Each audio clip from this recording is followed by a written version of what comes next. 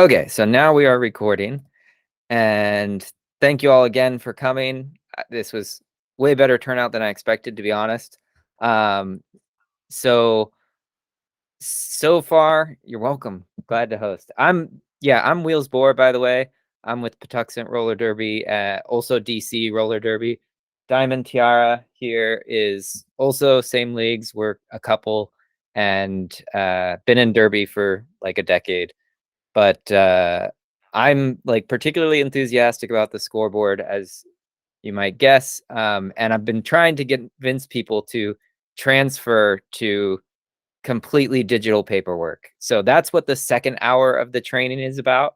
So if you enjoy the first hour, first hour is like just getting to know the scoreboard and or refreshing, right? A lot of us haven't done bouts in years, or maybe never at all, or maybe you're just here because you've never touched the scoreboard. Whatever, any level is fine. And hopefully you'll learn something no matter where you're at. The agenda I posted, and I'll put it in the chat as well. I have a Google Drive with the plans for today, so I'll just put the entire agenda into the chat so that you can see that and you don't have to open another link. If you do have a second window or anything that could be useful, a second screen or even second device, it's just nice so that you can have the scoreboard on one page and our chat in the other page. The scoreboard in general is can be used on Windows or Linux. It can't really be done on Chromebook properly. It's not recommended for Chromebooks. If you're using a Chromebook today, I still have a website you can use to like train on, but it's for a game you wouldn't want to do that. Good, I sold you on the paperless. Yes, so if you've experienced it, you'll understand why, and hopefully you'll get that sense today too. Also, update your Java if you haven't already. So if you just go to Java, just Google Java. If you're on, I'm using a Windows computer. Oh, and Mac is fine too, by the way. I should have mentioned that. Yes. Is it still wonky in Macs? No, I don't think it's wonky at all. Diamond's on a Mac, so she'll be using it on there today. I've used it on Linux too, but it should be no problem. So yeah, update your Java first. That is something that can go wonky. I've had bugs happen in the past because I had an old Java version. So have the latest Java and the latest CRG. You should have no problem. What to use it to open with Mac? Mine isn't giving me app options. So let me share screen for a moment. And well, I'm going to share my screen just to show you what it looks like on Windows, and then I'll show you. It should be the scoreboard.sh. After opening the start. Oh yeah, whether you open the, well, here, let me share my screen first, and so you all know what I'm talking about. Window. Okay, so you should be able to see. Yeah, you can see this window now. So when you've unzipped the scoreboard, you'll see there's a few files here. Start.html is just the web page where the scoreboard pulls up. But the thing that actually starts the program in the background, the like server, so to speak, is either scoreboard.sh if you're on Mac or Linux, and scoreboard Windows executable. So whichever one you open first doesn't too much matter. I usually just open the scoreboard Windows executable first. Getting a weird message. Have you updated Java? Well, probably not. It's my computer. Okay. So Diamond is getting a weird error with her Mac. So she's going to check on the Java edition. If this is a long answer, I can wait until later. Yes. I may have you wait until later. But like I said, you can use the web-based one for now, and then during the break we'll sort out what the deal is with the Mac issue. How many people are on Mac? Do you want to raise hands, or you can, yeah, I think raising hands works.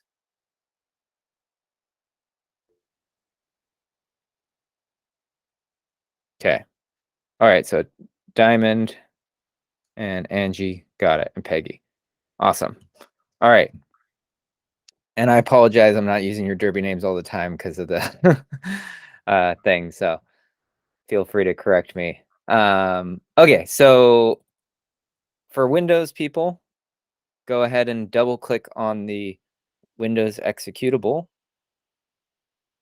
and that should start the Java window.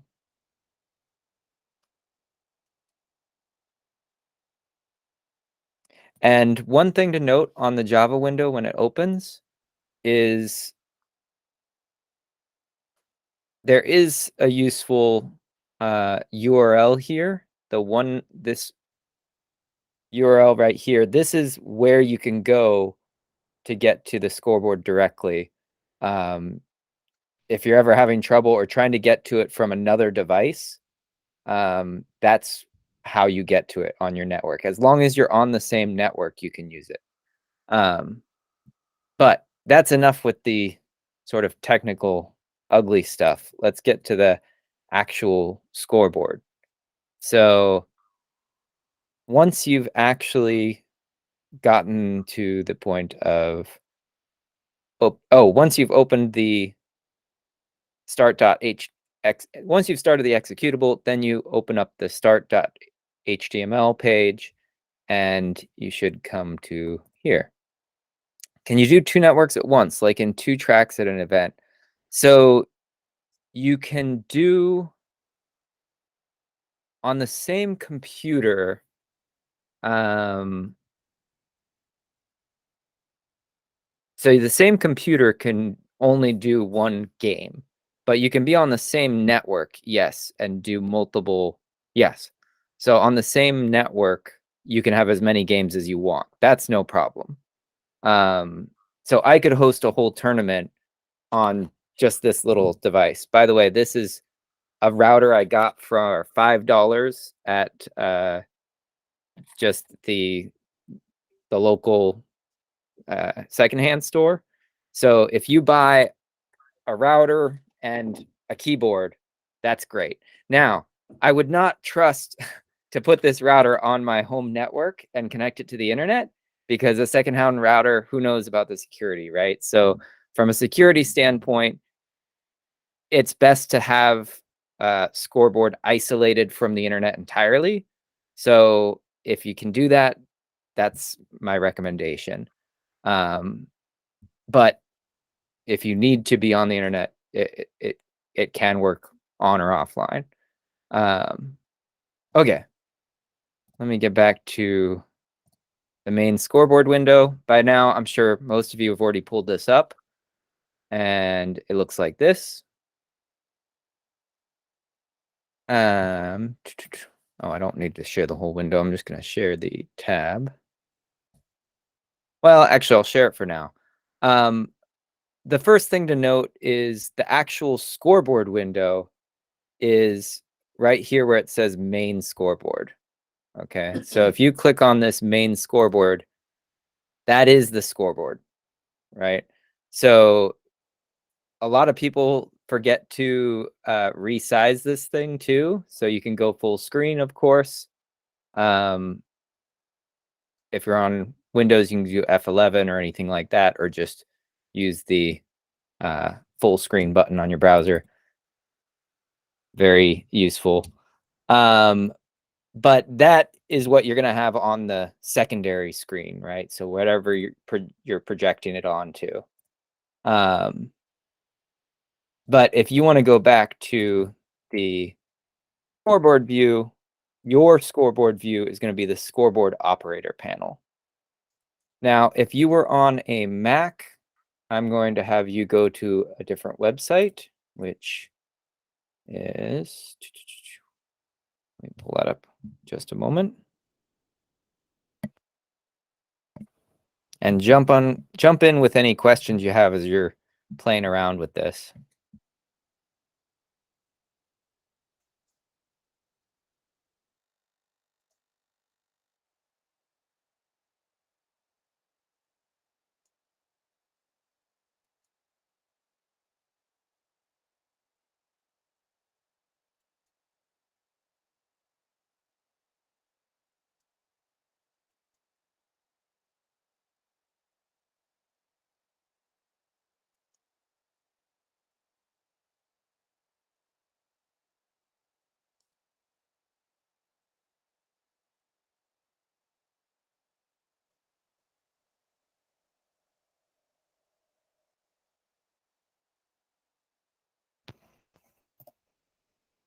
Okay, sorry, my mic was failing with Google too.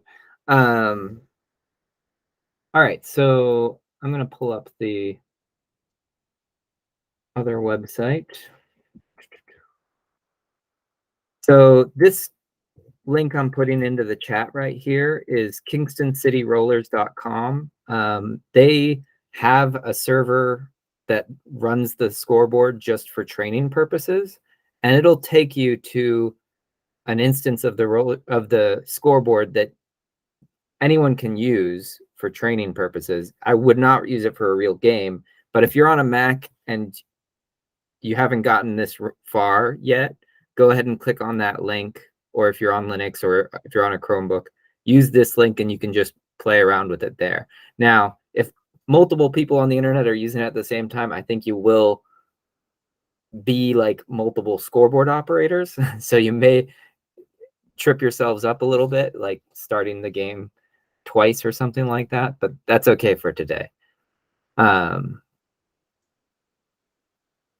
Okay, so let's go ahead and go to the scoreboard operator panel now. And the first thing you'll see is this operator login page. One thing that is convenient is you don't have to put anything here. You can just X out of it, or you can type your name. All this really does is save keyboard shortcuts, which we're going to talk about in a minute. So if you want to put your name in, you can say Diamond or whatever, or Wheels, and you'll see at the top it says your operator name. It also changes the URL here so that that's tied to your operator name. Now, at this point, if we're just trying to start a game, right, we can already operate it right from here. The game is like ready to go if you've downloaded a fresh copy. But I want you to see what it looks like to start a new game. So if you click Start New Game right here, there's multiple ways to start a new game. There's Start a Prepared Game, which if you click here on the drop down, says no game selected because we haven't uploaded any. Or you can start an ad hoc game, which is what we're going to use, just black versus white. And you could put the start time, but you don't have to, and you would hit start game. Or you can even start mid-game. Let's say the computer crashes, whatever, you have to start in the middle of a game. You can just put in the points, timeouts, fill this in from any paperwork you have, and start the game that way. So for our purposes, we'll start the ad hoc game right here, the middle one, with black versus white. And when you do that, it says go to current game, nice bright orange button, because right now we're in an old game, but we just started a new game. So we're going to go to the current game, and now you're ready to run.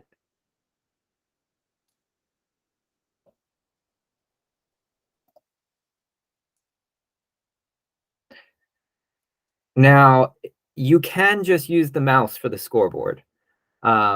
If you are thrown into a game and you just want to start the game as the scoreboard operator with the mouse, this is the quickest way to do it, is you start a new ad hoc game, black versus white, but pretty much everything is clickable, including like if you want to change the timeouts, you can click on the timeouts.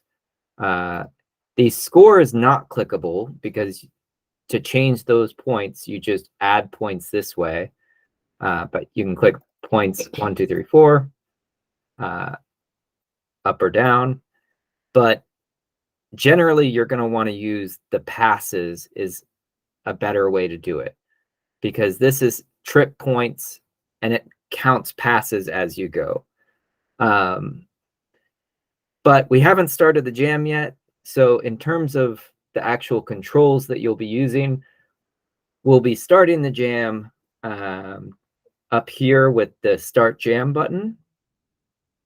So if you click Start Jam, now the game is on, right? You can see if I'm going to open the scoreboard window over here. You can see the scoreboard's counting down. So we're up and running. Can I pause you for the Mac people? Yes, please. Okay, so did my Mac folks get running, or are you still? No. Okay, so if you go into the folder that has the scoreboard.sh file, you need to right click on it and then say open with, and then go to other.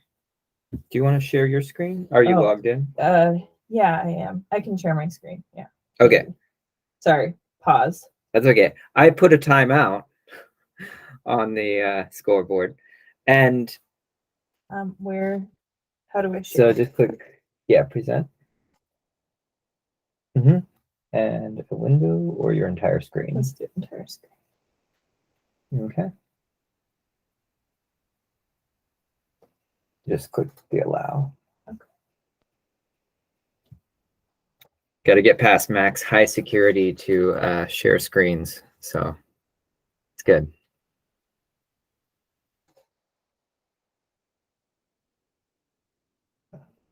Later. Let's just try later.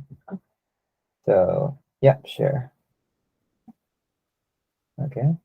Cancel. Try it one more time. Okay. Or do you want to just tell them? Yeah, let me just. Oh, do one more time because you didn't click on it. Do the click on it. Yeah, there you go. Oh. But I want to share. Oh, so then you do want to share the window. Yeah. Sorry, guys. I haven't been teleworking at all, so I'm a failure at this, apparently. Fine. Okay. I can't share my screen. Okay. So if you go to the folder, right-click on your scoreboard.sh, click open with, and then go all the way down to the bottom to other. It's going to have recommended applications as one of your options, but you want it to show all applications. And then you want to either pick or in the search, type in terminal and open it with the terminal. So this is actually going to run it as like a command. Okay. And then it should run like the Windows one does. So right. This is like really old school screen sharing. That's not going to work, is it? No. Okay, I won't worry about that. I put the instructions in there. We can get it working for you during the break if we haven't already. And it just looks like a bunch of text with a bunch of HTTP URLs in it. It doesn't really do anything other than run that command, and then you should be able to open the HTML, which I haven't actually tried yet. Okay, that should definitely work. Yeah. Yay. All right. Good. So you've gotten over the basic game controls of starting the jam, adding points, and please go ahead and play with this on your own right now if you haven't been already. And what do you notice about the bottom of the screen as you're doing this? Anyone see anything interesting?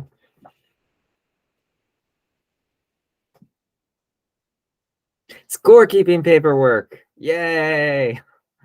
That's right. So that is the scorekeeping paperwork. So imagine you're in a game as the scoreboard operator, you have scorekeepers left and right. They can actually check their work every jam as this goes on. Okay. It's really, really slick. But it shouldn't substitute communication. Right. Absolutely. You still need to talk to each other. Okay. So now you guys know how to click around and add points, start and stop the jam. Pretty much everything you want to use. Let me share my screen again. Pretty much everything you want to use is in the top, like 3 or 4 lines here, right? The start, stop, jam, timeout. We'll talk about the undo button later, but points, trip points is like lap points, right? Every time you're going around doing a scoring trip. And if you're in a timeout, so we can go to a timeout, you can say that whether it's an official timeout, retained, official review. I think these buttons people would be familiar with if they've been a jam timer or watched a few games. These ones down here, these are like your extra credit buttons, right? So if you have a star pass during the jam, you can say star pass, and it will do the correct paperwork for you. If there's no pivot, if they get lead, right, it marks lead. If you lose lead, you can mark lost lead. If they call the jam, it'll stop the clock. So if I start the jam, I get lead, and then I call it, right, it goes straight into lineup, which is kind of what you would expect.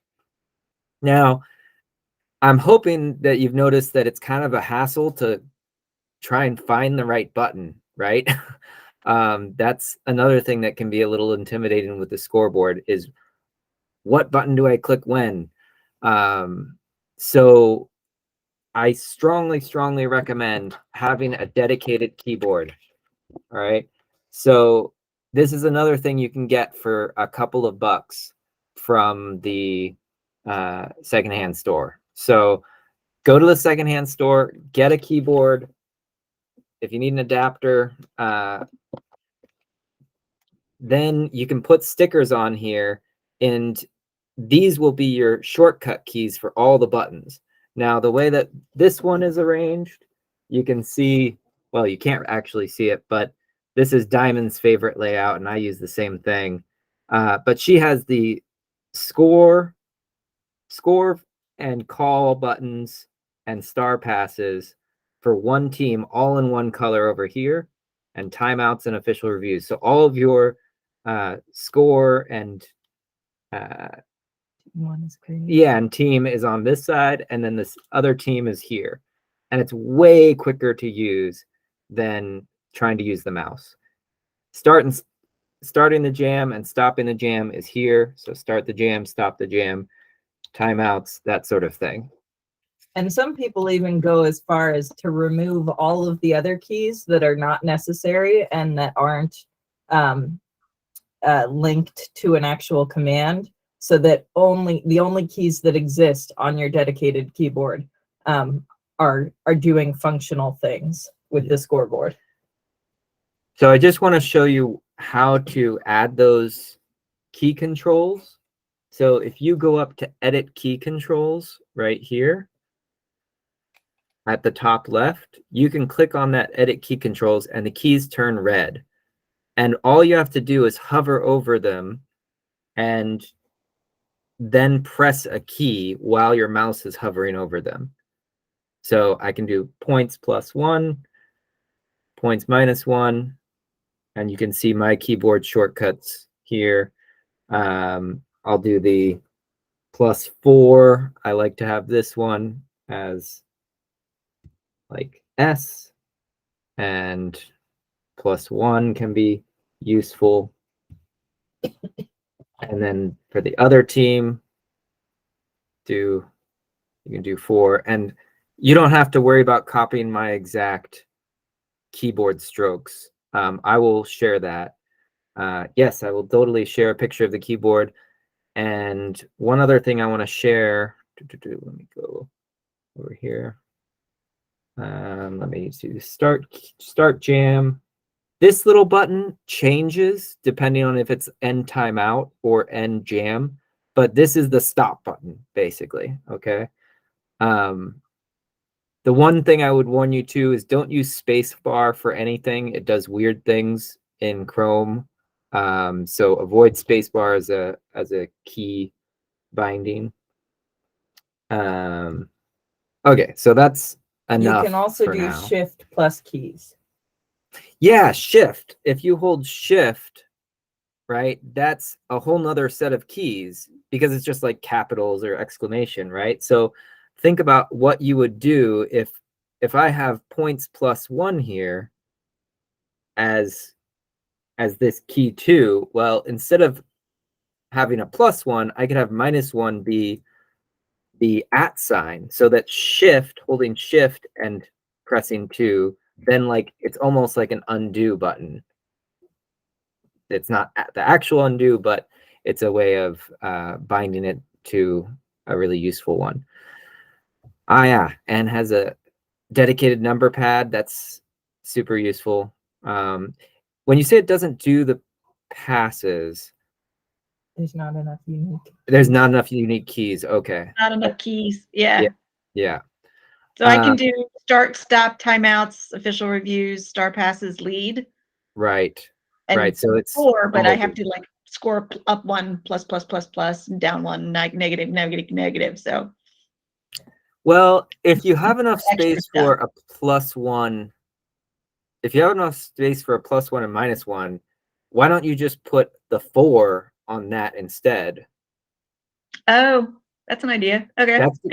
Yeah, I mean, that's going to be more common than the others. And then if there's not 4, then you can modify it. And that'll get the passes for you. Good idea. Cool. So somebody was asking about what do the keyboard actually look like. Let me show you an example, which I have shared in a folder. So I just put another, whoops, that's not the right link. Okay. So I just put a Google Drive link to some of the training stuff that can be useful. And on there is a keyboard layout that is from Sadoff, who was from Cincinnati from years ago. But she did a beautifully designed little keyboard binding. So you can print this out, cut them out, and stick them on with just like double-sided tape if you want, or you can do something fancier. I'm really tempted to laser cut them onto wood and put it onto keyboards that way. But you can see what she used, and you can see the letters in the bottom corner there. I like the second page personally. This is my out of the ones that she uses, I like this layout. It's still not quite the same as what we have on this keyboard, so I'll share that with you guys later. But it's a good one. Yeah, Mel uses this layout. Very nice. Yeah, and so you can see the shift key is that alt function. Okay, so yes, keyboard shortcuts, super important, super useful. Let's get back to the game. Unedit. Unedit. Yes, that's what I was going to warn you guys about. So one of my first games as a scoreboard operator, I had a lengthy official timeout because I could not get the game to start. I was like, why won't the game start? And the reason is I was looking at the screen just like this, and I was clicking start jam, start jam, start jam. and it was not doing anything. And the reason is because you see everything is red here, and that means I'm in the edit key control. So you have to uncheck edit key control. Otherwise, these buttons won't actually work. Now, thankfully, the game went on and it was fine. But just so you know, if they're red, it means they're not working right now. You have to actually go out of the key control. Okay. All right. So let me see where we are on our agenda. We got through shortcuts, basic game controls. Okay. So first of all, do people feel pretty comfortable now, at least, with getting up and running this without any difficulty, right? You could feasibly run Scoreboard if you haven't already before.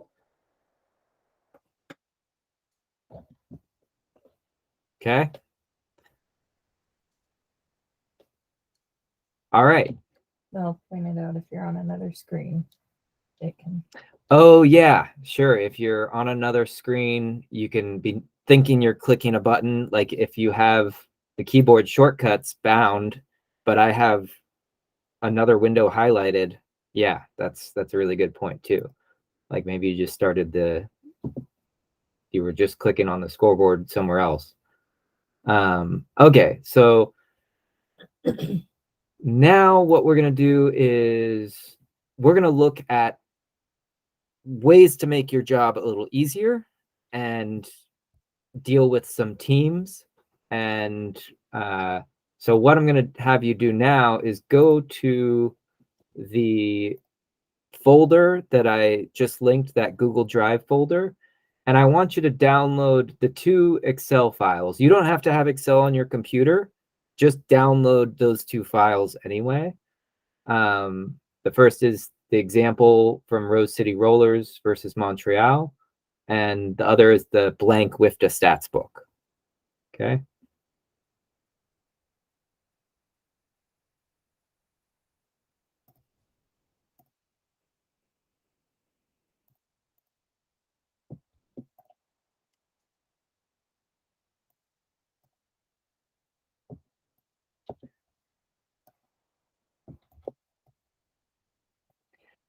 In an ideal situation, you would have the list of skaters before the game starts, right? In a really ideal situation, you would be given the WIFTA stats book pre-populated. So that's what I did here for you for the Rose City Rollers game. So I'm going to share my screen so you can see what I'm talking about. So I pulled a game from YouTube and looked at the roster.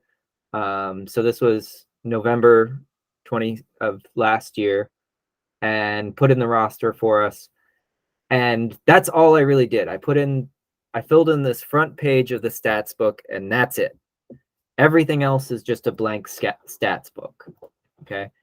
If you've never seen the stats book before, that could be a whole nother 2-hour training, and it's a lot of fun, and there's a great manual for it. But we won't go into it right now, other than to say it has the teams in it. Okay. Skater names and numbers. That's the most important thing on here.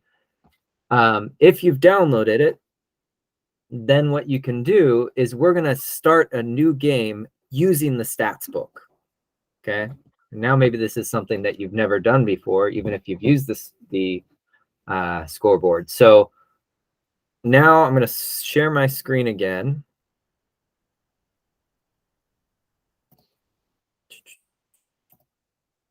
Okay. I'm going to get faster at this. And so you're going to click on Start New Game. And I'm assuming you've downloaded already both the blank stats book and the Rose City Rollers WIFTA stats book. And you're going to click Start New Game. Oh, excuse me. You're not going to start a new game yet. You're going to go to Settings. Settings? No, not settings. I lied. Back to the index page. Go to the index page. This is where I want to go. Under manage data, games, teams, rule sets. So this is your main scoreboard page that you first got to. So if you go into this page, then you can click on upload scoreboard or stats book. And you say show, and you're going to choose the example stats book and just double click on it. And now it should show up here, and it's not a JSON file, it's the stats book. So you're going to click import stats book. Now it's going to look like it didn't do anything when you click import stats book, but it is working in the background. So you can give it a second. You won't really see anything happen, but it is importing it. So after you have clicked import stats book, you can just go back to the index page. It will show, wait. Oh, sorry. It does show up under games once it finishes imports. importing. Yeah, so mine popped up as game 4 2022 11-17 Rose City Rollers. Good. Oh, yeah, and I think mine just did too. So it took a few minutes. Well, it took about a minute, but now you can see it pop up here. Give me a thumbs up if that worked for you, or raise your hand if it did not work for you, if you were not able to upload the prepared game.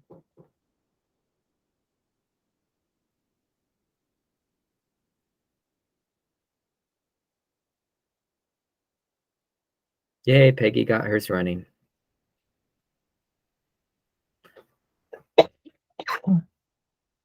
Yes, to get to the upload option, so if you were at the scoreboard operator page, I'm guessing this is where you were, you want to click the back to index page. So from the index page, this is the main scoreboard screen, under manage data, games, teams, rule sets. Okay. And we used the very top line of upload scoreboard, JSON, or stats book. I'll just mention what JSON is. JSON is a simple text file format that is what's automatically saved continuously as the scoreboard's running.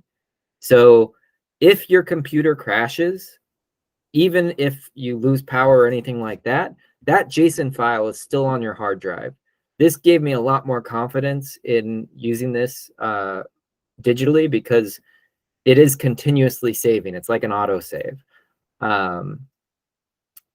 So you can upload a JSON file from a crashed game or anything. Not that this has happened to me very often, but it is possible to restart the game, that middle of the game sort of thing. You can also use it to like recreate a game sort of thing too, so it can be useful. But the stats book is what you were importing, and you were just choosing the file, and then you clicked import stats book, and then it shows up under your games. You can also just create a new game this way too. You can click new under the games and put in information that way. In fact, I'll go back to, if you click on edit this Rose City Rollers game, you'll see that there is information pre-populated from that document, from the stats book. You can put in the NSOs and the skating officials here in advance, and it'll save that to the stats book as well. So it is very useful for going back and forth. Go back to the game again and just go through the teams and rules. The teams and rules tabs, sure. So under the game, if you click on teams, you'll notice that it's already pre-populated these. Because it's just pulling from that stats book. So, but let's say that we had a change in a skater. So 340 Bonnie Thunders is playing, but let's say that we have a 360 as well. So we need to add a number up here of 360. So you have your NSOs check the numbers and you say, oh crap, we have another skater, 360. You just type 360 in and hit enter, and then it'll show up as a skater in the correct order too, right? And then you can put in the name. You can also say who's the captain or the alternate or anything like that. You can change numbers on here. That's good to do before the game, preferably. If you need to change colors, that sort of thing. So that's the Teams tab. Now, remember, this is the Teams tab before we've even started the game. We're not in the game. We're not in this game right now. We're just in the setup of it. So if you go to rules, you can see the current rule set is WFTDA. I don't remember, what is RDCL? Anyone? Bonus points. Can you then export the roster changes to the stats book? Yes, you can. I'll show you how to do that too. If you bank track, oh, that makes sense. Yeah, they're probably going to create a new rule set for JRDA because it's so different with their latest updates. So you can look forward to that.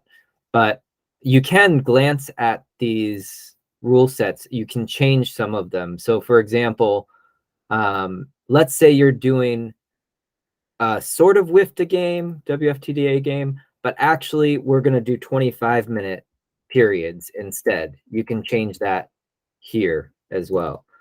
So like sometimes scrimmages and stuff, I'll have to do custom rules. Okay, and sheets, this shows you the actual sheets. We'll come back to this after we've started the game, but it would actually show you what the stats book will look like when you export it. Okay. All right, so you can click back, get back to the index page, and go back to the index page all the way back here, because there's another page I want to show you. Well, let's start the game first, and then I'll show you how to export the stats book at the end in like 10 minutes or so. Okay, let's go to the main scoreboard. Or not main scoreboard, excuse me, the scoreboard operator panel. And put in your login or not. So right now, I'm still in my old game because this isn't the Rose City Rollers game, right? So I wanted to say start new game, but I want to go to a prepared game, the Rose City Rollers game. And then I hit start game. Okay. And we go to the current game, and now you'll see all the teams are populated into Jammer and Pivot, right? And colors are correct. If you were to go to the scoreboard page, you can see that it's Rose City Rollers listed, and that pulled all that just from the stats book. Okay. All right, so let me see. I'm gonna check my agenda here.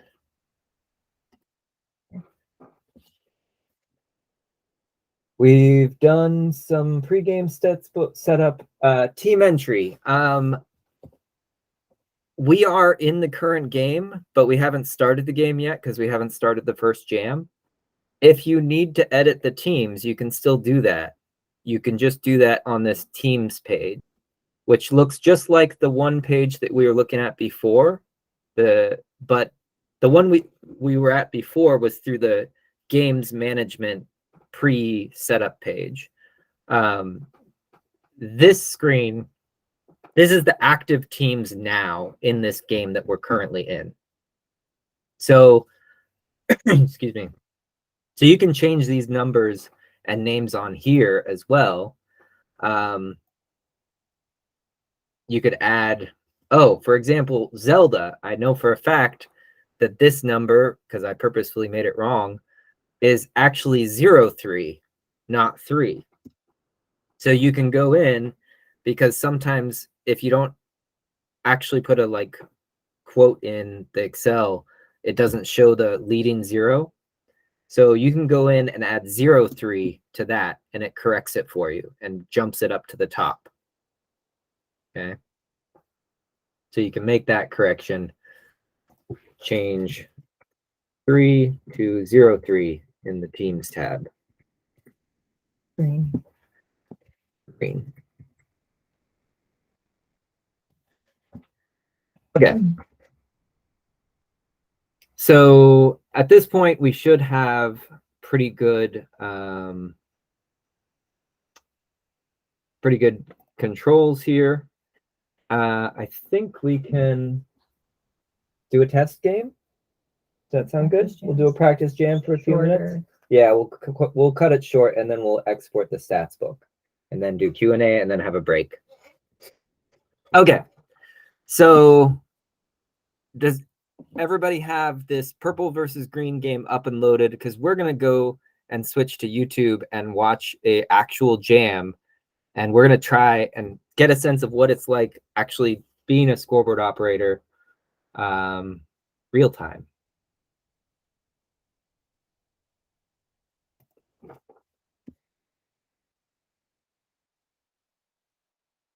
Okay. So now let's go to, let me pull up the link. There we are. Let's do, yeah, I said this one. But you're just gonna play it. Oh yeah, I'll just share it on my screen so that we can pause at the same time. So let me, I'm going to switch to the game screen.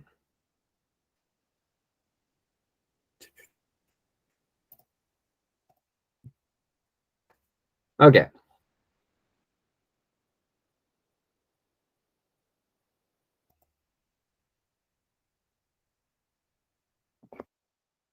All right, so you all are going to be scoreboard operators, and Diamond and I will be your assistant scorekeepers / jam refs / jam timers. All right.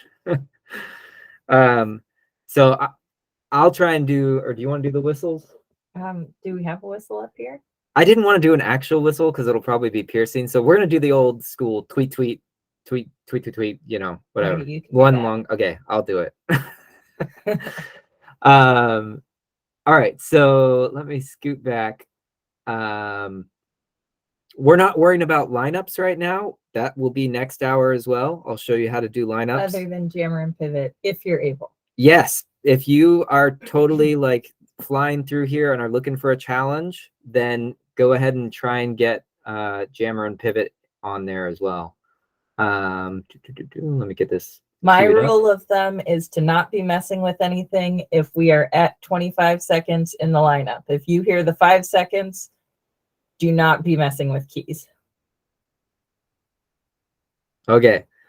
Raise your hand if you are not ready to start this game. If you have any questions, we're going to do like 1 or 2. We'll do probably 2 jams, and then we'll take a timeout.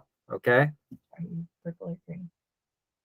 Am I purple or green? I guess I'll be purple, and Diamond's going to be green. So we'll say purple, 5 points, that sort of thing. Hopefully not. What? 5 points. 4. That's how old I am. 4 points. Okay. All right. Ready? 5 seconds. Oh wait, 131 Leanne T. Christ. 1773 Magnum PI. My phone down a little bit. What's up? 1969 Denata. 289 Cheese Grater. 5678 Gruesome Gracie. It looks like green jammer is 127 maybe. I can't tell who purple jammer is. Tweet. Game on. Start the jam. Choke. 87 Motley Crue. Hey, I think we're in. 934. Yes, Rose we are. City. Purple This duel Jammer is is on. 1-6. KT Kaboom and Purple Scott 1-6. Chick, joined by the Purple King. has lead Or if the you're King joined by doing Scott lead. Chick. I don't Good know how for that you. works. here we All are. of the Beginning above. jam And one. hey, we We've got got Green is the through the pack. hours for the Wheels of Green is Justice. through the pack, so you could write Gambling against Miller past clips. initial. Yeah, Okay. it was going to be a Tweet, tweet, race tweet, tweet. at the back of the That's pack. jam and Finally, they jam. decided to call it off. It was a very fast We're gonna do lap. another jam here. Green 0, Might just be hitting purple the ground 0. running today. I think so, yes. The refs are like, no, we said 0. We're starting now. None of your. Okay. Well, that was a very quick and almost uneventful first jam, and it is 0-0. Montreal. Still 0-0, playing the Wheels of confirmed. Justice. And we're going to see Bonnie Thunders out there next. Tweet. I've heard of her. Uh-huh. Okay. They've been around a little bit. Lead for Antonati's purple. gonna be out there. That is Bonnie Thunders. I don't remember her name, her number. Should know her number. Nada held up Bonnie Thunders through lead jammer, and now scoring. Green is still in the pack. Yes.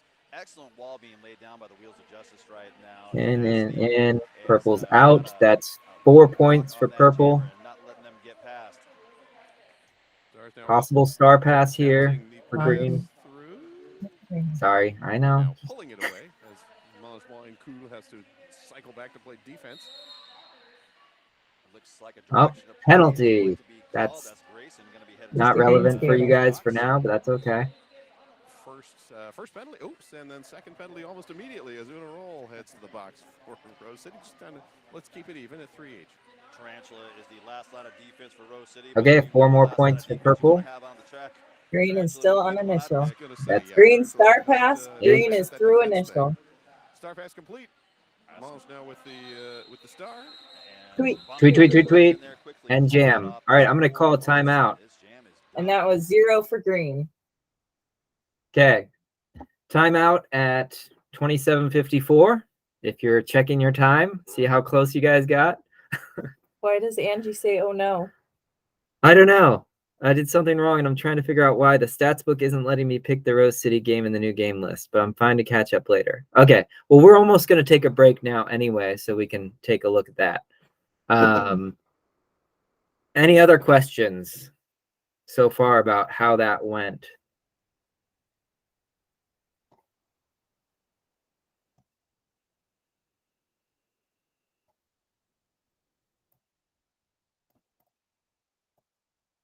Everybody keep up okay? How many people got the jammers and pivots? When we had no numbers. No one. Yeah, that's fair. So it's doing the things from someone else using the platform. Oh, yeah, right. That makes sense because somebody else in the group is probably also using this. So we'll take a break and get on to hour 2. Or Angie, were you able to run the .sh file with the terminal and get it working on your Mac? she said she was on a Mac, so she couldn't use it today. Okay. All right. I think we'll stop here for now while we take some questions, and we're going to do some more practice jams, but I want to give you guys a chance to take a break, play around, and we'll get the Mac set up correctly If we want. if she wants to. And yeah, we'll start back again at like 3:10 in like 10 minutes or so. Sound good? Cool. And Angie, if you want to hang out for a sec, if you could even share your screen with us if you want. Oh no, sharing screen on a Mac is a pain in the neck too. Well, I just hadn't done permissions. Yeah, do you want to try it now? Because if you share your screen, that'll probably be easier. I think I have to close out of Chrome. Yep.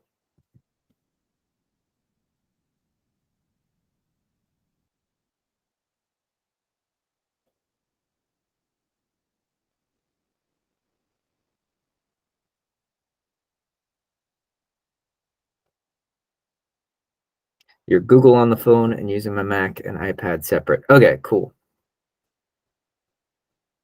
So I'm going to have Diamond show you on the Mac what she did to fix it. It's probably going to be like that every time Of opening with, okay. with terminal. And I wasn't aware of this like bug thing, so I'm gonna report it to the scoreboard operators. It's not a bug. They tell you in the README to do this. But do they? Yeah. To do it open with, Yeah. okay. It's well, there you just go. that it tried to open it in a text editor as default. Oh, but you should be able to set it to always open with the terminal. Unless there are other .sh files that shouldn't open like this. No, they should all open that way.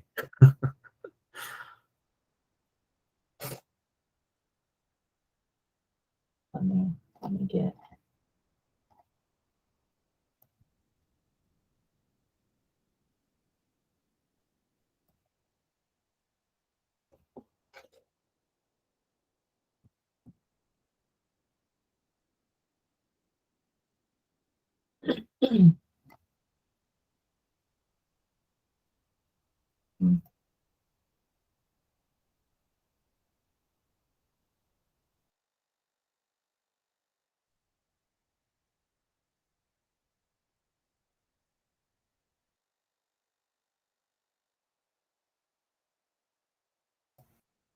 On Windows, I recommend using Chrome still.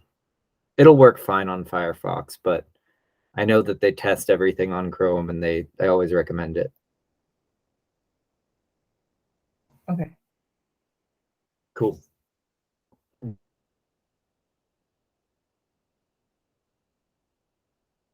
Okay, if they can hear Okay. you, well, Can you guys, Angie, can you hear me okay? Yeah, I can hear you. Awesome. So in the scoreboard folder, if you right click on this .sh and then go to open with, and terminal is not one of the like automatic things, I guess because they don't want you to break stuff. So you go down all the way to other. And then it's even grayed out here. Terminal is grayed out when you look at all of the options because it's not one of the recommended applications. Again, they don't want you to break stuff. So under enable, I'm going to look at all applications. And I still don't see it. So I'm going to type it into the search right here. And then it pops up.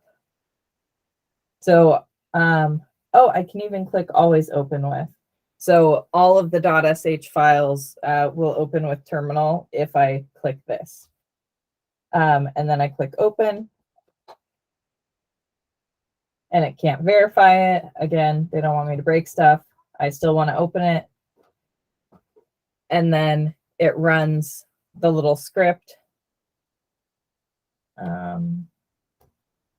Is it happy? We'll see if it's happy. So then we just double click on the start.html and it pops up with the scoreboard. So hopefully you're able to do that. And if you have clicked the always open with terminal, then we should only have to do it the first time, but otherwise you'll have to go into the open with every time.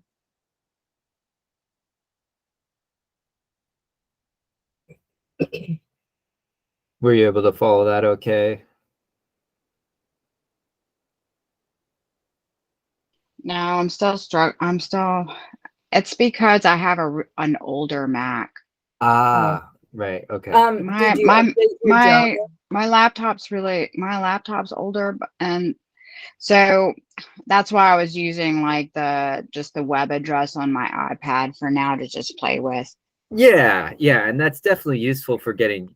It's my Mac is like running really slow, so it's like you went really fast with the directions, and I'm like still just trying to get the file to like the sh files to just even like come up. So my Mac's like really old. So I have like the oldest Mac in the house. So Well, and we can take screenshots and just email them to you later if that would be helpful too. And this is recorded. So well, yeah, and I saw the directions also in there because it said for Mac users do this. So I was just going to do that later, but I wanted to play with the software. I just didn't realize that someone else was also in the web address at the same time. So every time I was trying to like do stuff in there, someone else was doing it too. So I didn't know that we were both playing Yeah. at the same time and it would affect the other person. Yeah, it's a live server. Yeah. Okay, that's no problem. And I will say that the scoreboard still works great on older computers. Even if your computer feels really slow, like it still works quite well. Now, I might not trust it to like do multiple things at once, but if you're just doing the scoreboard and doing maybe to the projector and that's it, that's fine. Just if you're trying to do the next stuff we're going to do with like penalties and lineups and stuff like that, that's where you want to make sure your computer is pretty reliable. I mean, you want it I'm pretty reliable sure anyway it's for a gonna, scoreboard, but it's probably gonna run it. I just like, it's yeah, just just really getting it set slow. up. Yeah, Yeah. no problem.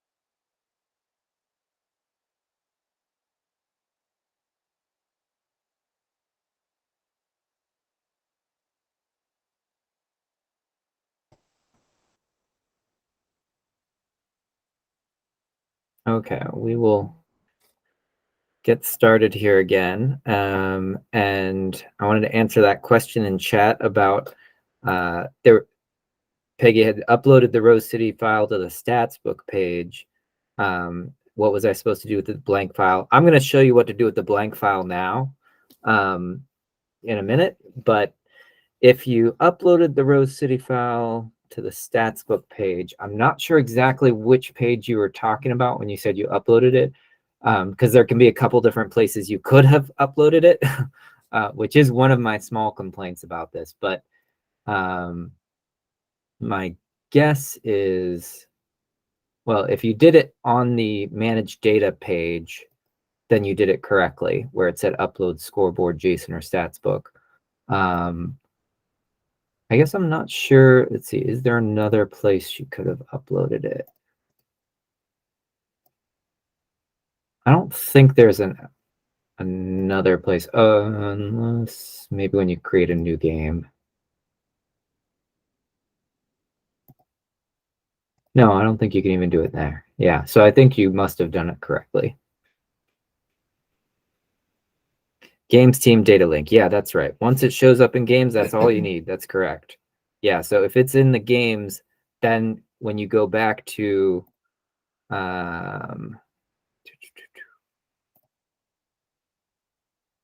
so once it's in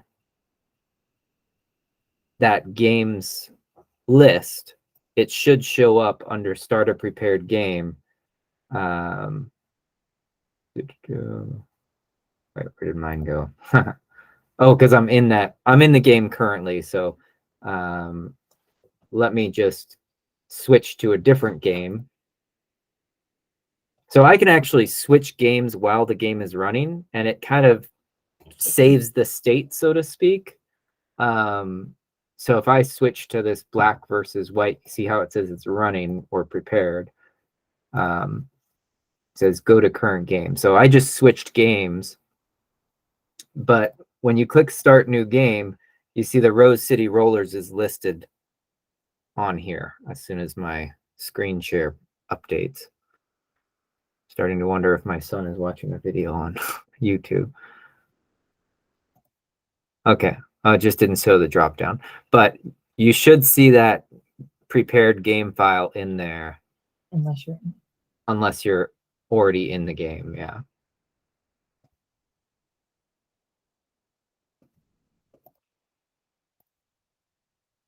There we go.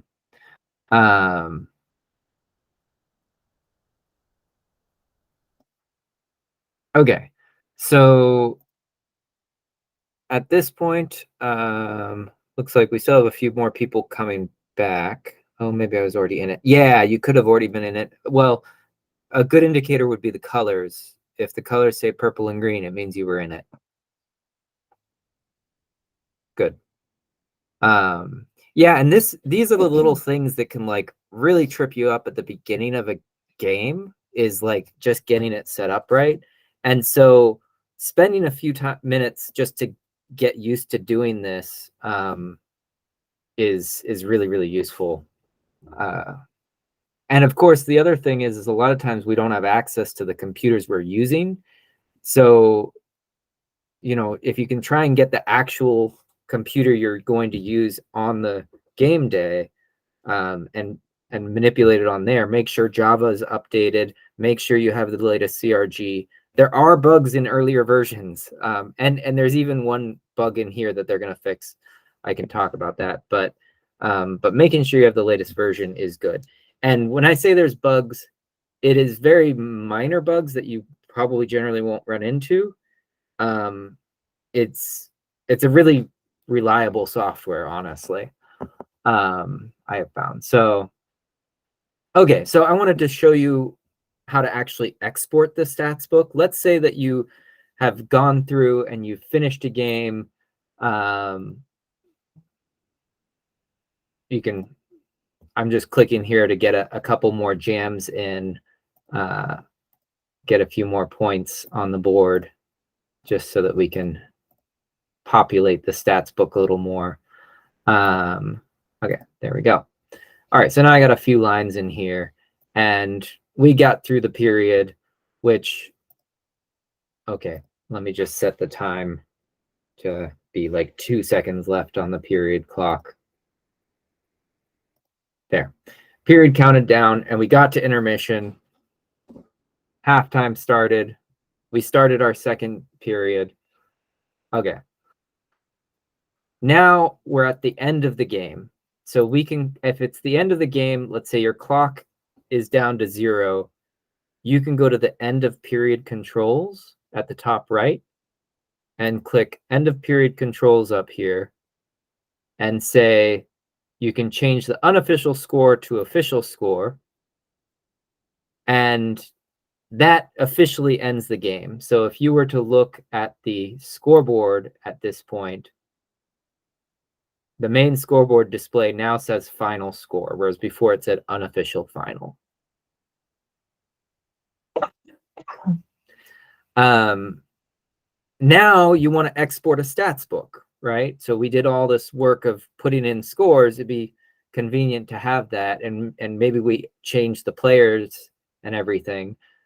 Well, to export the stats book, CRG has to have a blank stats book to work with. And that's why I had you download that blank stats book file.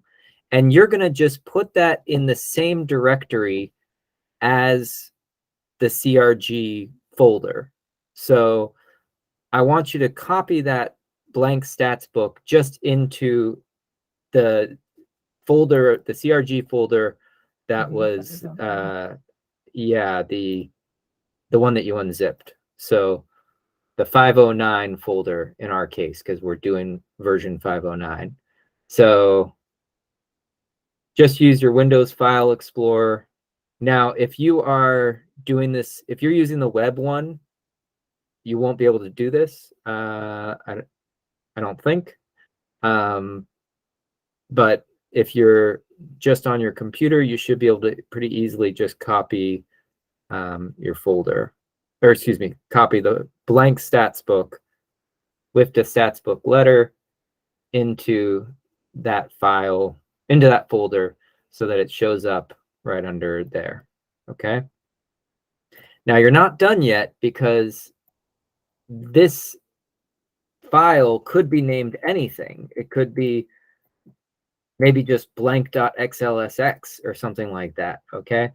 So we have to tell the scoreboard now what that name of the blank file is.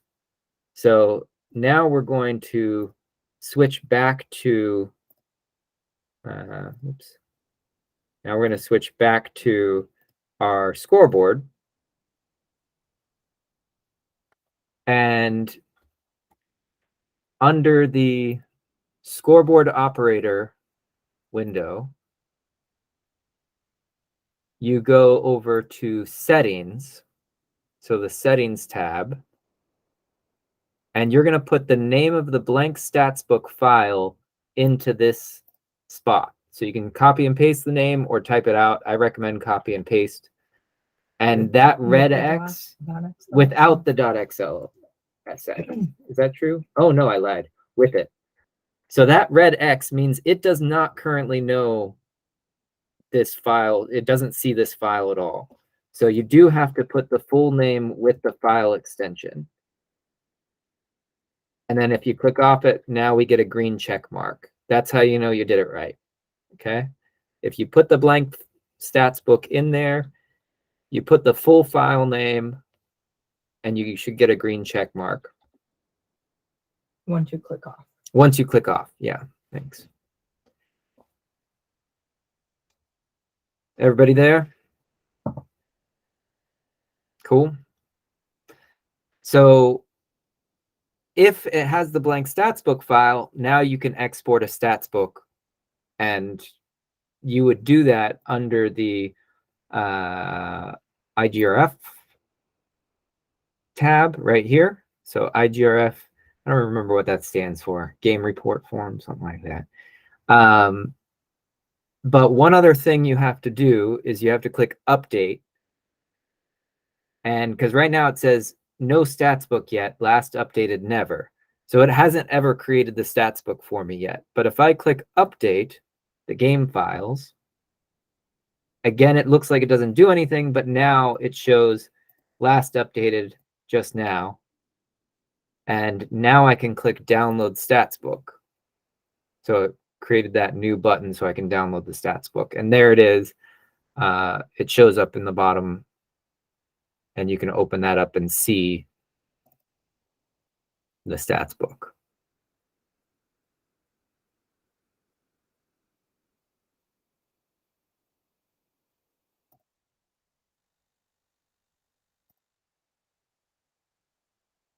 So I know if you were using the web-based one, you may not be able to download that. Or actually, maybe you can comment on whether there's an option to download the stats book. I'm kind of curious. It's possible that there is an option for that. I just haven't tested that.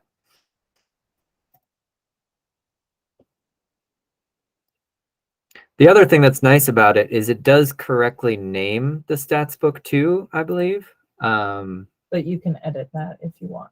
You can edit the name, yeah. But you'll notice that it's filled in as much as it could from what we told it. So if you look on my screen or on the file itself, you can see that it put in the points that we put in. And if you go to the score, it's put in the score for those couple of jams. Now it's also highlighted red the things that are clear errors, like there's a missing jammer here. And so there are some notes. In fact, I like the comments. These comments were actually added by the CRG software, where it says points were added without an add trip. So it's warning you that you added points using the +1 instead of using the laps.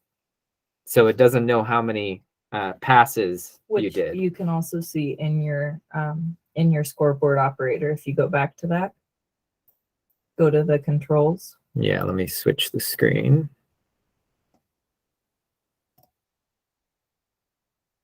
Yeah.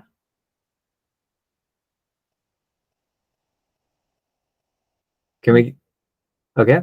So, Controls. So see the red. yes, Diamond wanted to point out that there's a little red dot here because it's saying that we put in points without putting in a pass. So it doesn't know how many trips we did if we just use this plus points button. That's another reason why it's nice to use the set trip points buttons down here instead. And it does if enough time has elapsed. So if It it's kind of been like tries to figure it out. 15 Yeah. seconds, you know, it'll maybe assume the jammer's on the next pass. If it's only been 3 seconds, it won't know and might give you an error. And that can be fixed in game. Probably easier to do in halftime. Yeah.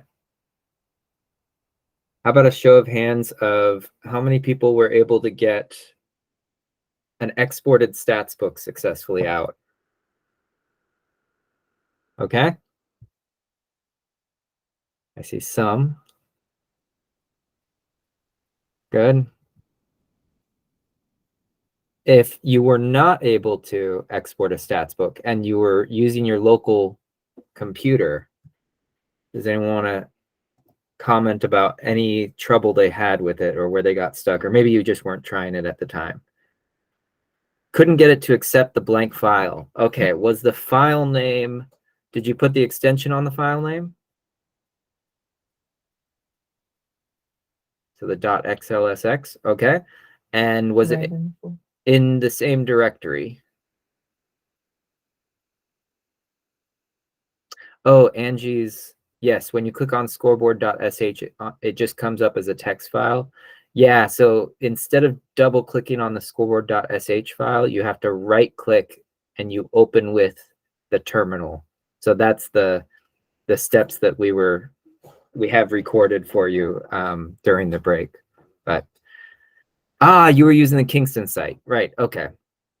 Yeah, so I don't think that would work because it doesn't know where your files are. So okay, so if you were using a local computer, did anyone have trouble who was using a local computer who was trying to get it? Okay.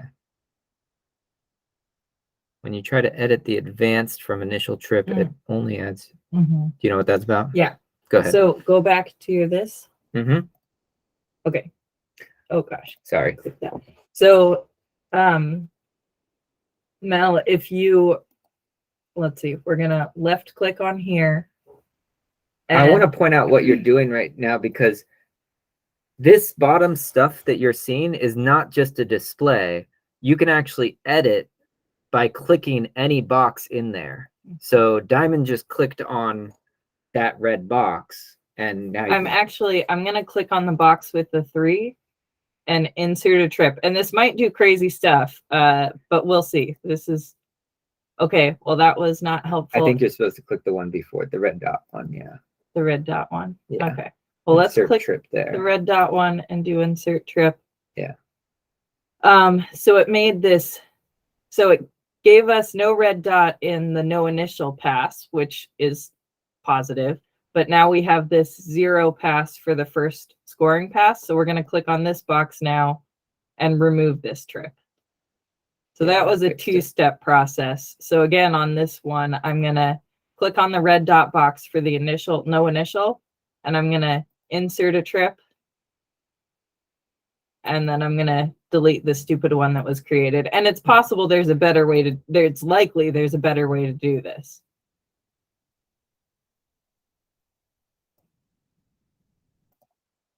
Now, that didn't impact the points because there were no points on that trip, but you could potentially be changing the points like that. It's worth pointing out that you are not permitted to change points after a jam, after the next jam has ended. So that's when you call a timeout, right? Is if you're having points problems, you need to fix them before the next jam starts. Cool.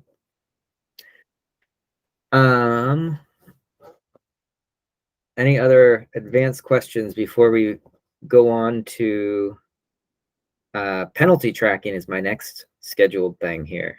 This is where we get into the fun stuff. Penalty and lineup tracking. And then we'll do some more practice jams and try exporting the stats book, and that's about it. Yeah, so you can download the stats book as many times as you want. You know, normally you're just doing it once at the end of the game. But if for some reason you want to download it multiple times, you certainly can. Also, I can just show you on the Sheets tab what, you know, what the stats book sheet will look like now that it's started to be populated. Okay.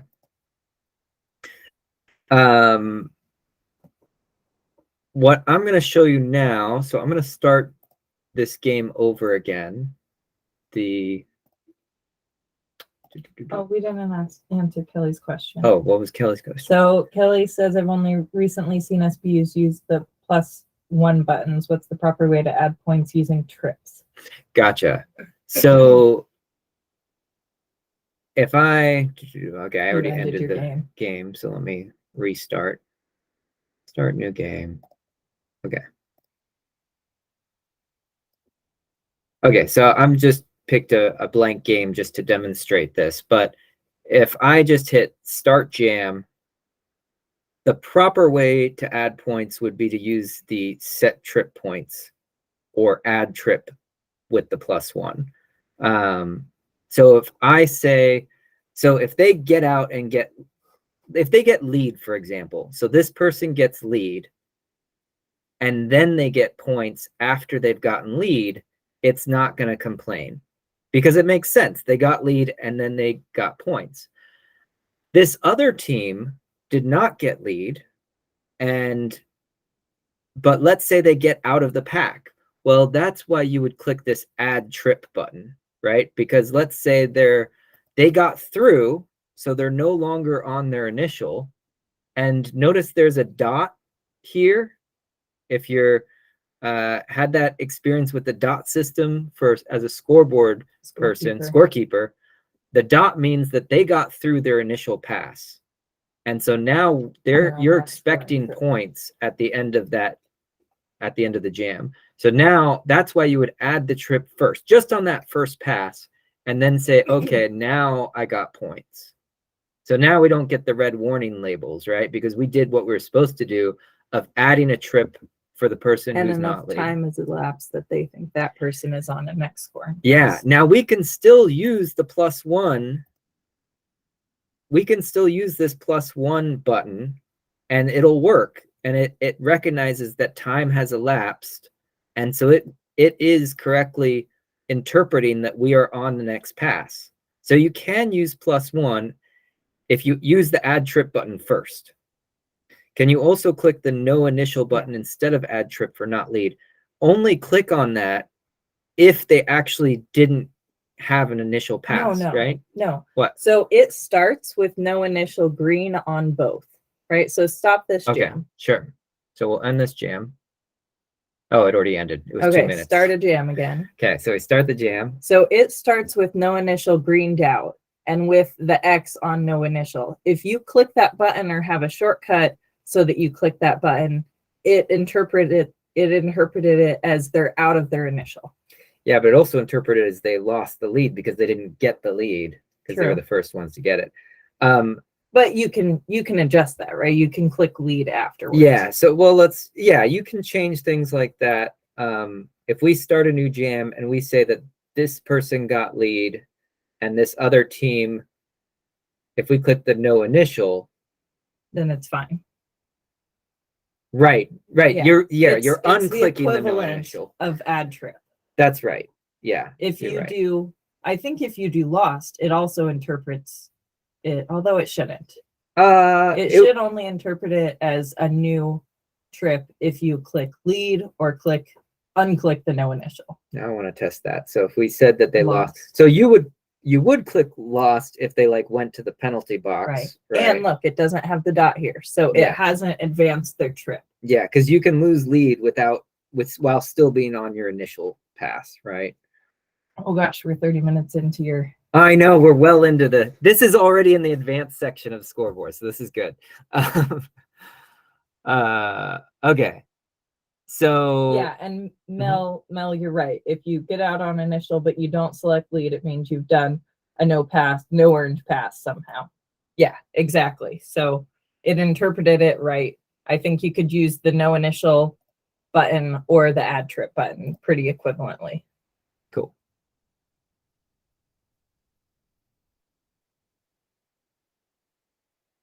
Okay.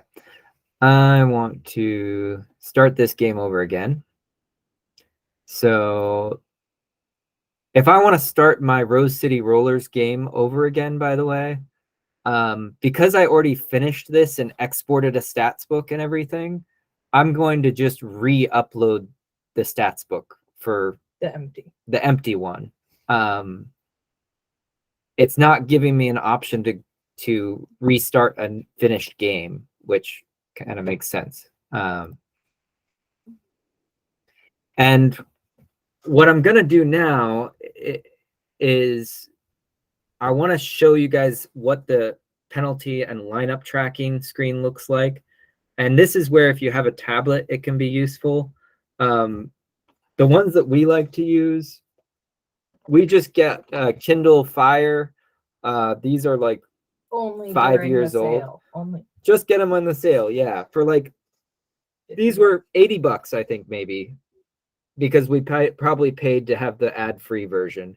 But two tablets and a router and your own computer is enough to do all of the fancy digital stuff.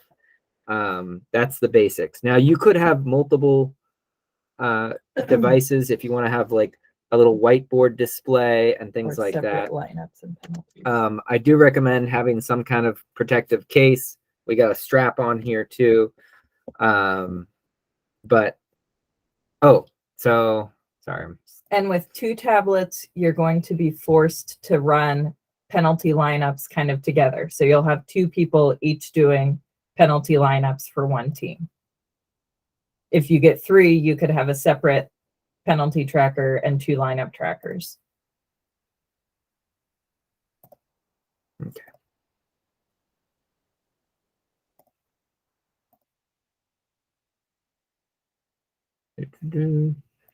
Sorry, one sec. And Wheels and I don't suggest using the jam timer mode, but that's probably mostly because we're old school. Let's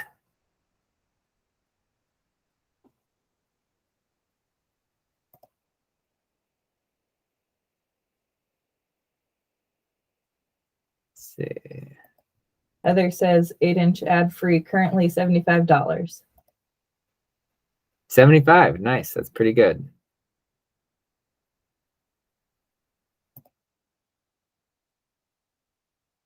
Oh, I guess I'll show what I'm doing here as well. That is probably not a bad idea to do occasionally. Is if you need to delete something, like right now, I want to delete this old game that I finished because I I think it's interfering with me starting the exact same one. You guys don't have to do this right now. Unless we ended our, well, I guess it doesn't even matter. We're working off yours. Yeah, I'm gonna have a few people working off of my game. Do you want me to run one separately? Yeah, sure. So I'll delete. Yeah. Okay. Okay. Actually, I'd have to set up port forwarding on yours, so we won't do that. But to delete things, you select them on here. You could select multiple and delete selected elements, or delete all games, whatever you want on there. So now if I upload my example empty spreadsheet, now I got my prepared game again, so I can reopen this prepared game. Okay, so now I'm going to go back to the index and scoreboard operator panel. And I'm going to go back to start my Rose City game all over again.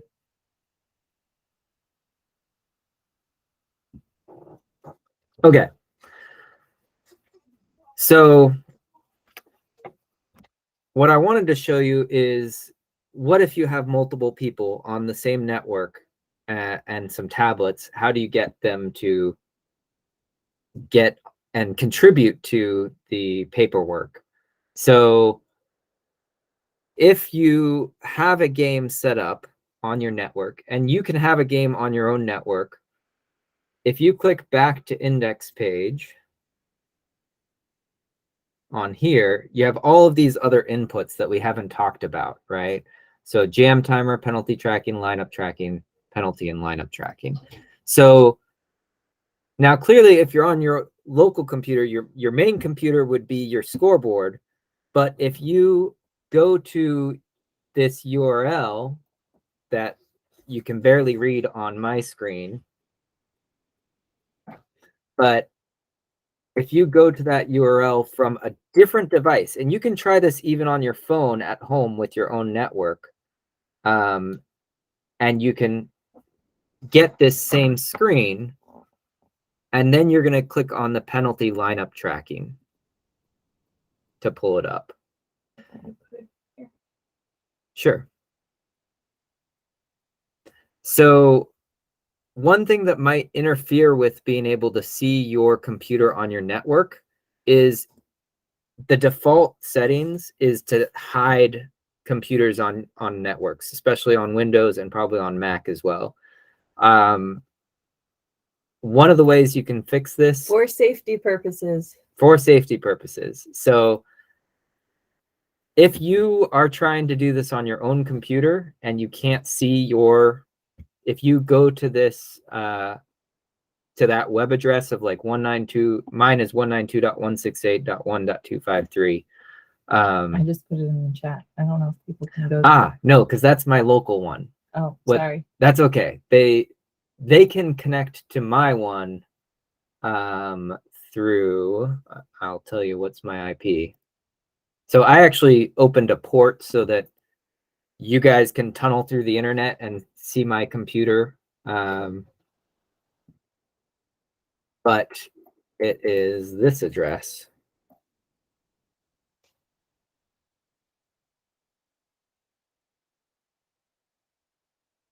Now, don't all click things at once when you get here, but if you click on the URL I just put in, you should be able to see my scoreboard screen. And you can click on like penalty plus lineup tracking, and share this tab instead. If you click on that, you may have to click enable, and you can choose what team you are and hit save, and then you'll have this brand new screen to take a look at. Now, at this point, we kind of have two choices. You can continue working on your local computer and be just playing with it on your own network, or you can tunnel through with that address I put on the chat and use the one that is on my network. Now, if multiple people are doing this at the same time, it should still work, but it'll be weird because people will be clicking things at once. So we could try taking turns on this tracking. But frankly, it's not a big deal if multiple people are doing it at once anyway. So let me just show you what it looks like when you start a game. And let me go back to my scoreboard operator panel. Sure. So should we do it with go ahead and start a game? See how it works? I wouldn't. You wouldn't? Okay, we'll just do a jam or two first. Okay. So let's start it. Go ahead and start a Do we jam. have at least one person in purple and at least one person in green? Good question. Raise your hand if you are PTLT, if you went through the tunnel, through the link I posted, and you're clicked PTLT for purple. Do any volunteers want to try that? Maybe I'm going a little too quickly.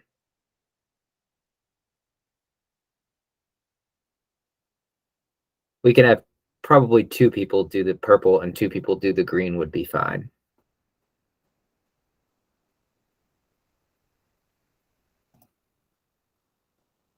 Mel, you can go ahead and log into mine. Yeah. Because you'll get a better sense of how it works. If you are, at minimum, you want to be able to start a jam, have somebody start a jam on the scoreboard panel, and then you want to also be able to have the PTLT. Now, you can do this on your own computer, but I'd like to have somebody on the tunneled one.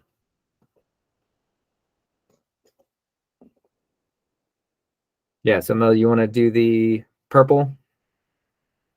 Okay, great. Peggy's on green. Perfect. Lineup tracking.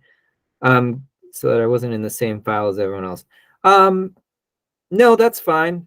Yeah, just taking the lineup tracking for green is fine. Great. Thank you, Kelly. Okay. Kelly, which one are you on? Which position did you select? Mel's on purple. Okay. Purple PTLT, I assume.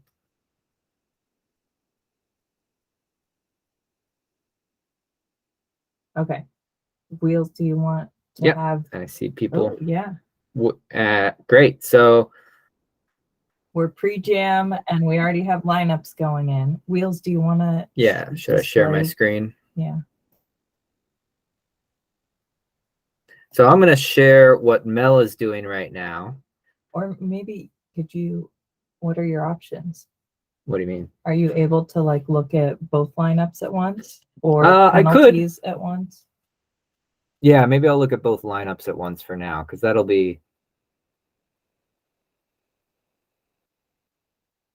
Oh, I can only select one or the other.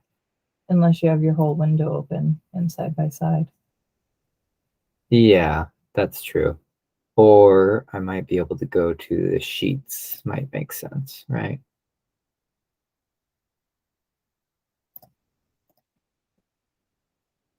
Both lineups.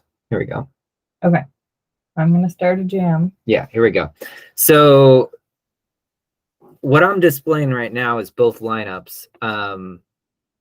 And Diamond just started the jam on our game. So at this point, the lineup. No. Go ahead. After your certification. No. Oh, Angie. Somebody there could walk you through this, maybe, no? They were trying to, but they're trying to do training with a large. I muted you. Sorry, Angie. Tell her we'll send her screen. Yeah, we'll send you screenshots and we'll get you set up later on. But Okay, I'm gonna stop that jam. Now we're in lineups again. cool. So I don't know if anyone's in green lineups or green PLT. Oh, being called. Okay. Got it. Yeah, but the position that we wanted to show you is this PTLT screen where you can select people off the bench and you click on it. Usually you're using a tablet for this, and you can just select the position that they're in. And then if they go to the box, you can say that they went to the box. And if you need to say that they're, in the next jam, it'll keep them in the next jam if they're still in the box, for example. Yeah, and you can also give penalties by just clicking on the right side and see what penalties you can assign there, which are standard penalties. Okay. Now, if you click on like high block, it's initially turning blue here because it's expecting them to sit for the penalty.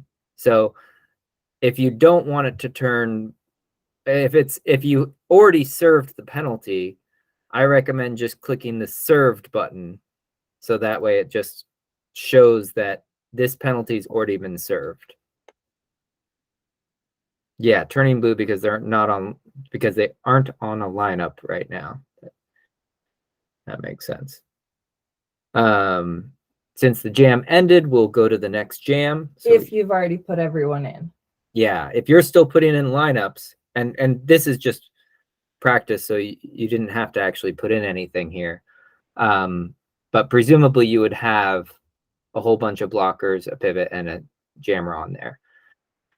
Now, I wanted to point out that if you're the scoreboard operator on here, you're not having to press the jammer or the pivot on here. It's automatically filling those in for you, right? But if you are the scoreboard operator and you see it and can put it in quickly enough, then you might as well put it in and it'll show up on the lineup trackers sheets. I suggest that the lineup trackers or the penalty lineup trackers put in all of the blockers first and then pay attention to the pivot and the jammer, because those two are kind of the easiest to see just visually because of the helmet covers. And they're also the two positions that should be redundant if the scorekeepers and scoreboard operator are working at kind of like full efficiency. Yeah. If you have tons of extra tablets, these can be separate, completely separate positions of penalty and lineups. But frankly, there's so much downtime for the penalty trackers that it's usually not too difficult to have someone do the PTLT positions we've found if they've had some training. They can even have training just in the few minutes before the game, just by creating a fake game like this and letting them see the screen and opening it up.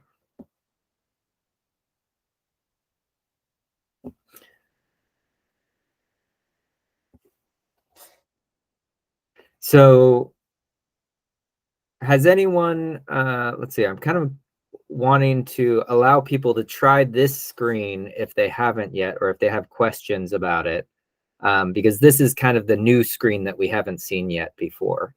Or if you're not sure how to get to it, I can give you the link again.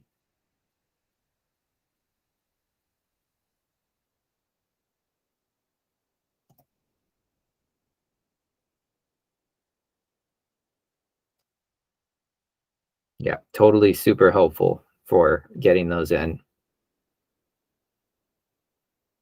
Yeah, I agree. And having PLT or lineup trackers get jammer and pivot sometimes is necessary depending on your positioning of the score table, if it's not positioned behind the jammer line.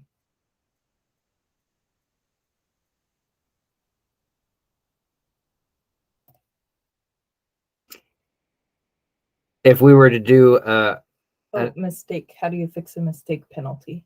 mistaken penalty. So I would delete the penalty. Go in there. So if you are in the penalty lineup tracking, let me share this again. So let's say you mistakenly gave this penalty of 0-0. You can just delete right there. Or maybe it was the wrong code. Maybe it's actually a high block instead of a misconduct, right? You can select the correct code as well.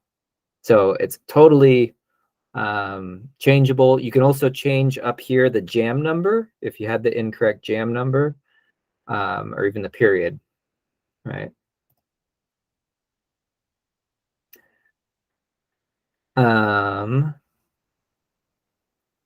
I think we can probably go ahead and try another jam or two, or what would you recommend?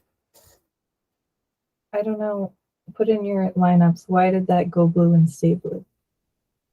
So it goes blue and stays blue if you're in the if you're not in the jam. So no, we are in a jam. okay. So So give like someone a penalty. sure. Okay. So let's But say they weren't in the jam. right. So they're basically in queue, right? Okay. So I can't click on box because they're not in this jam to serve. But put someone who is in the jam. Okay. So let's say they go to the box. What you would always put the penalty first. Sorry, So yeah, if you're you're in the middle, you're going to be hearing the penalty cue first. So you should always put in the penalty before you click that they've sat.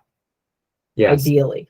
So I put in the low block and then I see them sit. And so then I click the box. And so they're in the box. And when they get out of the box, I can click box again and it goes clear. Yeah. Penalty first and then box. Yep. Yeah. And it's same on the paperwork. If I'm not doing it digital and I just have the PLT paperwork, sometimes I like have heard the penalty and I'm like waiting to mark that they're going to the box. But you should always just put in the penalty first. We already heard that, and then watch them skate to the box and click that they entered the box with whatever it is, a dash, I guess. Mm-hmm. And I'm just going to peek at what our sheets look like. What do these things do? So if you need to add notes for any reason, so if there was an injury, for example, so if the jam ended because of an injury, you can put a note under this annotation editor and you can say out for injury in that jam and hit enter, and then that's saved into the background, and it'll populate the spreadsheet when we export it too. So you can see in the notes here, out for injury is in there. So you can also say sit out the next 3 jams as well. And we didn't know which which blocker that was. So we'll just say that was 16, and they're going to sit out for 3. So now you can see there's a 3 here, which is the proper notation for, and all of this is the proper notation for lineup tracking, which is a pain in the neck if you're trying to train people the proper notation for lineup tracking.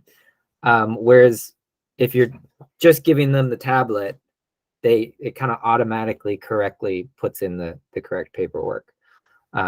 This is one of the major advantages, I would say, for using this over actual paperwork. Now, some people don't use paperwork at all for lineup tracking. I'll show you why that is useful as well when we export the sheet. But I think we probably have enough data in this game now that I can export it. So I will just go to Do you the need me to end it? I can end it, but I just want to look at the sheets right now so you can see what it looks like. Oh, we didn't have anyone getting lead or anything or any points. Sorry. That's okay. Let's do a couple more jams just so that we can see some points. Okay. And I'll even Montreal. share a tab so you can watch some derby for a minute. So if you want to try putting in actual lineups, you can. It's really hard to see the numbers on this, so until they switch cameras. But let's say that we got 4 points for purple, 4 points for green. Attempting the pass through, and now pulling it away. And I'll tell you when to stop the jam. So, oh, there was a penalty for somebody. You put in a penalty for someone. First penalty, oops, and then second penalty almost immediately as Una Roll heads to the box for Rose City. Just kind of, let's keep it even at 3 each. Tarantula is the last line of defense for Rose City, but if you know a last line of defense you want to have on the 4 track, points for purple. Tarantula would be the one I'd pick. I was going to say, yeah, Tarantula not bad at that defense thing. Star pass complete. Mullins now with the star. And jam. So there was a star pass there at the end of the jam, which you can do on the lineup tracking. Montreal played yesterday. They lost to the European All-Stars in our second game, our weather-delayed second game, but we're back on lineup. Yes, we are. Finally, at a 10 a.m. game. If you guys missed it, it was a good game. Good. Yeah, it was good to see Arch back. Yeah, they looked fantastic. They did. All right. Lauren Mutch comes out of there very quickly. Already Okay, so now we have lead. And Leancy Christ also clears the back, half a lap behind. Does what Mutch does. And called. Wow, so quick, yeah. So much momentum going forward, and she's always got those feet moving. It's really incredible to watch her jam. Yeah, it's been the progression of Mutch over the years has been really delightful. Okay, so we got a few points in there, and we got probably some penalties and lineup tracking in there as well. So now we'll end this. We're going to end this game and export the stats book again. And now you'll see that it's populated with a lot more information than it had before. So we go back to here. I'll share this tab. So of course we still have our familiar scoreboard paperwork at the bottom, but we're going to end this game. Say it's official score, and now we go to the IGRF. Remember, this is how you export the stats book, is under IGRF, and we say update, and then we'll download the stats book.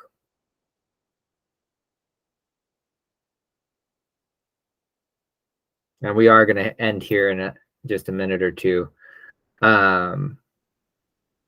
Once we've downloaded that stats book,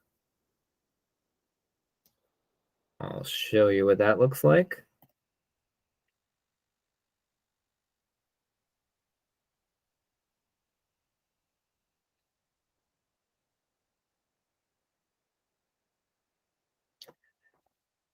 So now that we've ended that game, now you'll see that it includes penalties during that first half as well.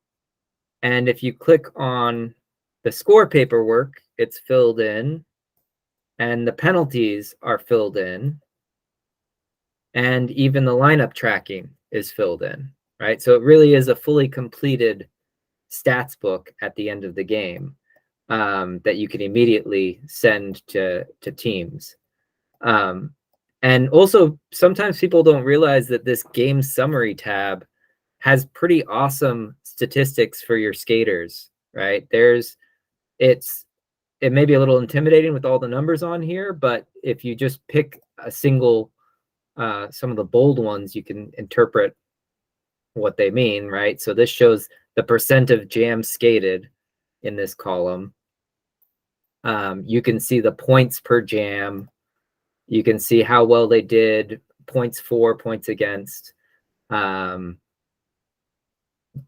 Lots and lots of good data that you can then compile at the end of the season even. And there's software to automatically do that too. So I'm gonna close that and open it up to Q&A and see how you guys are doing. I know that we didn't get to do everything I wanted. Of course, there's never enough time. And you all have been sports for riding along. And hopefully we made it a little less intimidating. Really, it's about getting in there and playing with it a lot of times. You're very welcome, Mel. Glad to have you all. So what questions do you still have, or what would make you be concerned about using this, or anything like that, or something that you feel unsure about, anything like that? I have one quick question. I've already been messaging my bout coordinator up here in Albany, and they're all about this. We would just love some guidance on like networking stuff. At least I would, because I am not a person into that. Like, how can we, like, what is the best way to get a network set up? So it really can be pretty simple, of just a single router, like I said, and it can be your home router, even your home Wi-Fi router, you can bring it. And you're just sharing the username and password to log in. So it's just like your normal local area network. And as long as no one else is on it, well, and frankly, they probably could be on it, that's not a problem. You don't have to have a connection to the internet for the router to be connected. So, you sometimes get those warnings of, this is not connected to the internet. Are you sure you want to connect? Say yes. That's not the intent. It just has to be a local area connection. So you could just plug in that Wi-Fi router, connect your devices to it, and it'll work. You do want to make sure that your computer is visible on the network. And that's the part where it depends on if you're on Mac or PC, how to make sure that's visible. And the quickest way, I can show you a screenshot. I'll share a screenshot later on the event. But if you go to, well, I can show you, I'll share my screen for a minute just to show you where it would be. Are you using Windows? Okay. So on Windows, normally you have your desktop here. And if you click on network, now my computer, I already allowed it, but when you click on network, you might get a big bar at the top that says your computer is not visible on this network. Is that what you see? So if you see that, you can say allow this on a private network. And that's the key part that'll let other computers be able to connect to, other devices be able to connect to your computer. Now, again, from a privacy standpoint, I mean, if you're not connected to the internet at all, it's not a problem. Even if you are connected to the internet, most modern routers have a firewall, and you should be fairly secure, but you can change the network preferences to say private network and, hide my computer on here. But that is the key to actually allowing the scoreboard to be able to see that CRG Scoreboard software to connect. Now that's one that I recommend testing on your network at home first, right? Before you get out to the game. But once you get it working once, then it's fine. And there are definitely a lot of features that Wheels didn't go over with the scoreboard. Like one of the super cool ones is if you have a way to do like live video streaming, you can have a person who's actually running a video overlay that projects like the lineups and who's and points and like who's got a penalty or the current penalties. It can project all of that. So if you have like an extra announcer who wants to be on like that sort of video duty, they could be doing that. It's pretty cool.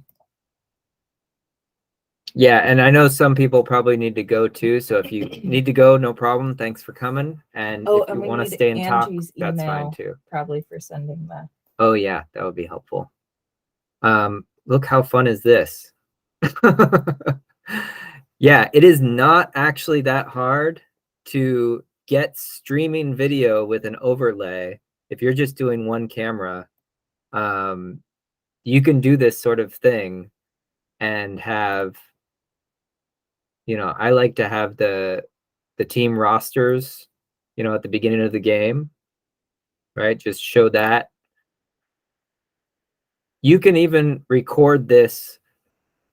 This is just a website, right? So you could record this and add it later on. Now, it's kind of a pain in the neck if you're one person trying to do everything, but I have done this before. I'd be the scoreboard operator and I'm recording the overlay in the background, not while I have it recording in the background, not doing anything. And, you know, if there's a timeout, maybe I'll go and I'll show the penalties. But again, this is a bonus feature. So here you can see the penalties there. But that's the broadcast overlay, which is beautiful. Twitter controls. I think this still works. I haven't used this in a long time, but it can automatically tweet out the score and everything. Yeah. Oh, custom screens, right? There's, sorry, not, let's see. Yeah, if you want to put ads, that's under files. If you want to put on sponsor banners, things like that, we didn't get into that extra credit stuff. But there is a wiki page that has like all the information that I talked about. But I wanted to get you guys through the basics anyway. So.